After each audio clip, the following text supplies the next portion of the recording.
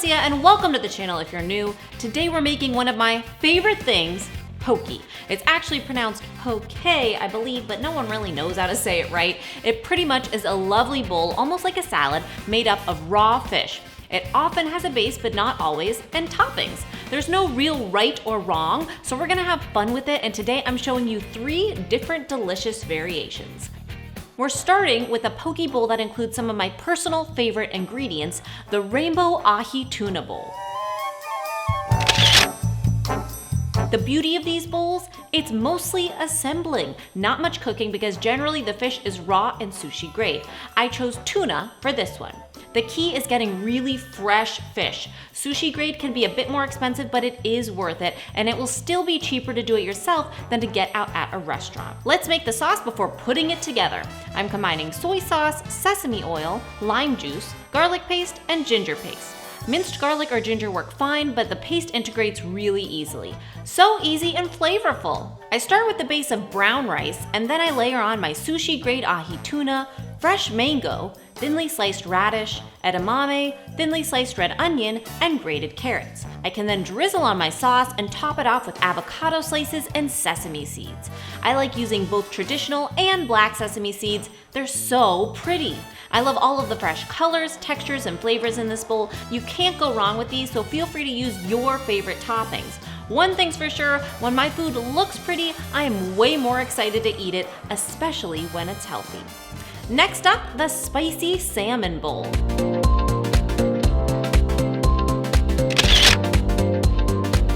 I'm starting off with a sauce made of sriracha, soy sauce, rice vinegar, garlic paste, finely diced red chili or habanero pepper, a pinch of chili flakes, salt, and water to thin it out.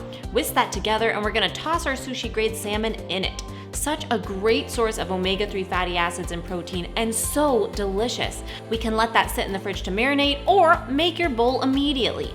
For the base of this one, I'm using a really fun low-carb option, KELP noodles. I will link these in the description box below, but pretty much KELP noodles are a sea vegetable in a noodle shape made of kelp. They taste very neutral, are fat-free, gluten-free, low in carbs and calories, and they can be eaten warm or cold. So a lot of you have asked me for low-carb options. This is a great one and it's pretty fun. For a sauce for my noodles, I'm mixing together almond butter, sesame oil, rice vinegar, and maple syrup. Add water to thin it out to get a smooth sauce consistency. In a separate bowl, I combine my kelp noodles with carrot and cucumber ribbons, which I made really easily using a vegetable peeler. Adding those veggies adds texture and flavor. Then I can add my almond butter sauce to the noodle mixture and toss to coat. And there's my base. Such a fun way to switch up the grain bases. I have one other component to prepare before assembling, toasted garlic. Such a fun crunchy topping.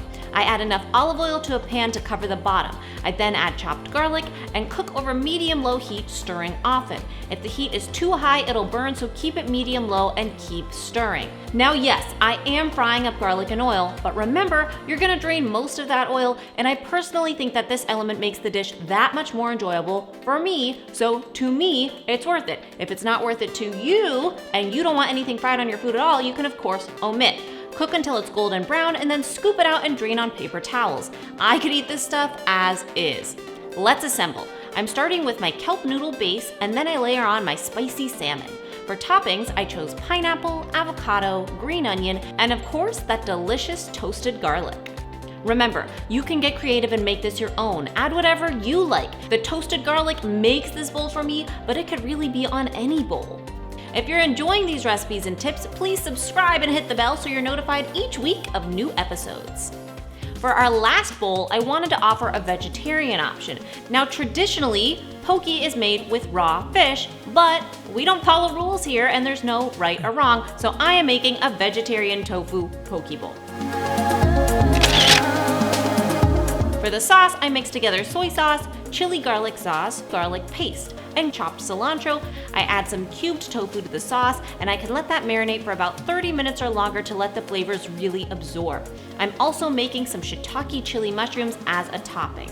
I add broth to a skillet and whisk in some garlic paste. I allow it to heat up, and when it's steaming, I add the mushrooms and cover. I let them cook for about 3 minutes, remove the cover and cook another few minutes, and then I add a drizzle of olive oil, chili sesame oil, and season it with salt and pepper. delicious. I love these warm, but you can also enjoy them cold on your bowl.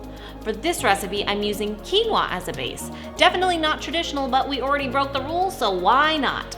I then add on some seaweed salad, which I bought pre-made from the store, my shiitake chili mushrooms, marinated tofu, and drizzle the rest of that sauce over all of that goodness and finish it off with some green onion. Holy moly, vegetarian poke is not a mistake. Again, this one can have all or some of the components warm or cold, or a mix, it's up to you. Have you ever tried poke? Let me know your favorite bowl in the comments below, and I hope you enjoyed these poke bowls. Thumbs up if you liked the screenshotable recipes, and be sure to subscribe for more. I will see you tomorrow on my second channel, Eat the Pizza. I will see you right here next week, and remember, it's all a matter of mind over munch.